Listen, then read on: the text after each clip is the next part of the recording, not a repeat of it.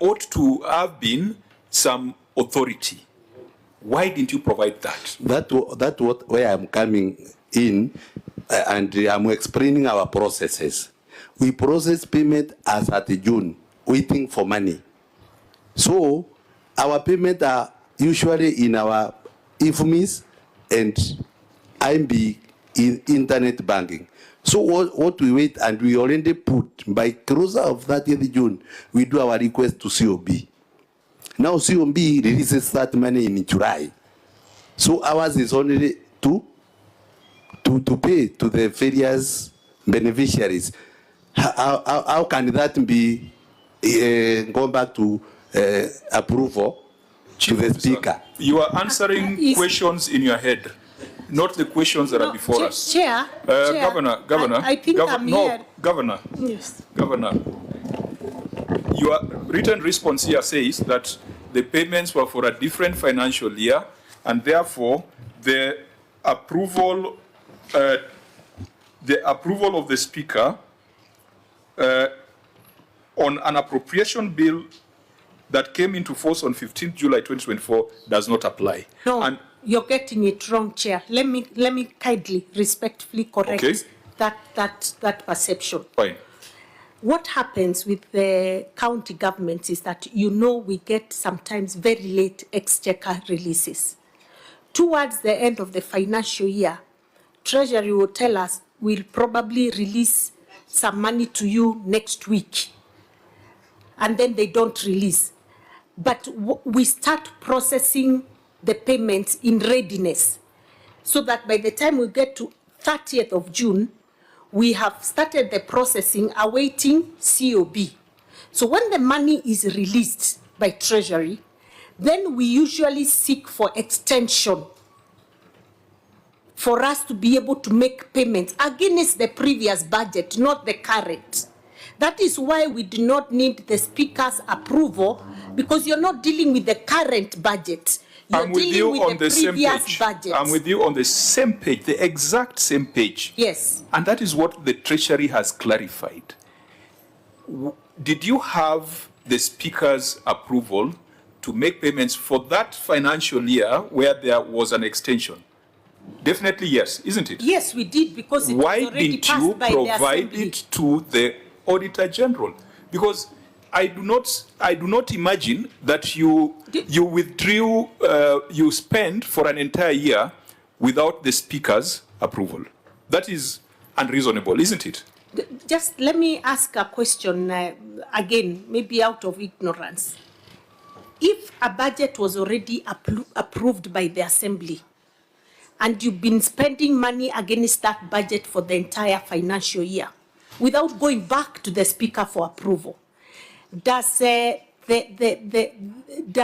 mean that if you've had an extension by Treasury which has pushed you to the next financial year and the budget is still the old budget, you'd still need the Speaker's approval? Just out of Governor, just asking, you guys are going round and round.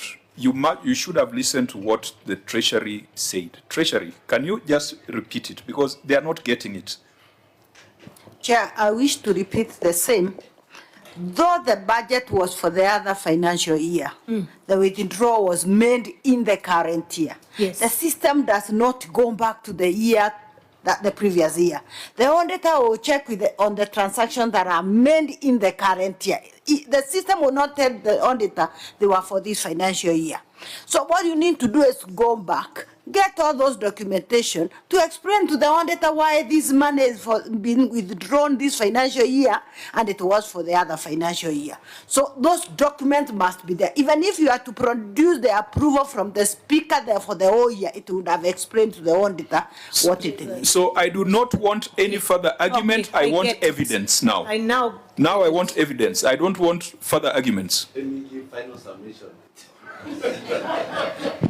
I think we are differing in principle, because the same IFMIS, and I've said here, we have two systems that we use. IFMIS is the one that is the budget or rather Appropriation Act, we load our budget, and even the processing payment are done in IFMIS.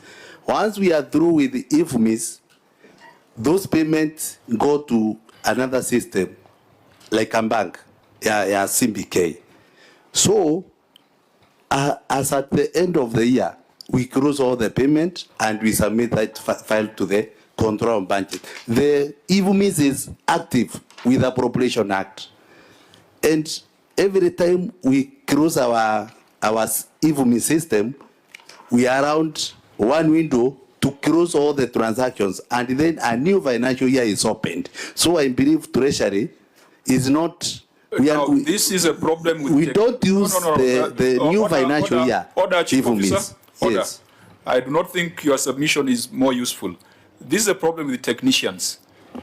This matter came in a draft certificate. It came in management letter. I cannot entertain this kind of conversation before me because this is not where the audit is taking place. CPA Tunga, ISPAC.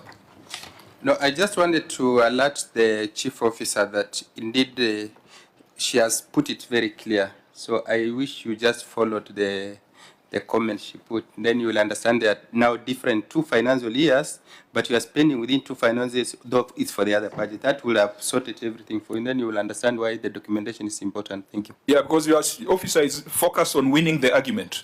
This argument ought to have happened at the point of audit. Auditor General, what's your final take on this before we give the way forward? The management to provide us with the approvals, whether it's from Treasury or the County Assembly. Either of them has to approve for this expenditure.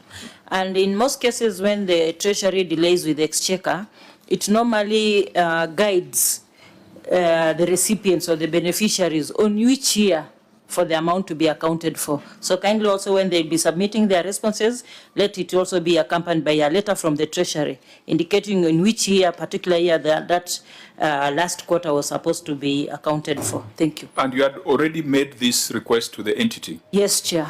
Now, Governor, you must do 2 things, take administrative action, and we must also invoke Section 62 of the Public Audit Act. But since the technical people are having different shades of gray on how this should be, we can allow 7 days for those documents to be presented to the auditor so that we can close it, because we have just wasted 10 minutes that we should not have wasted here at the Senate. Senator Dulo.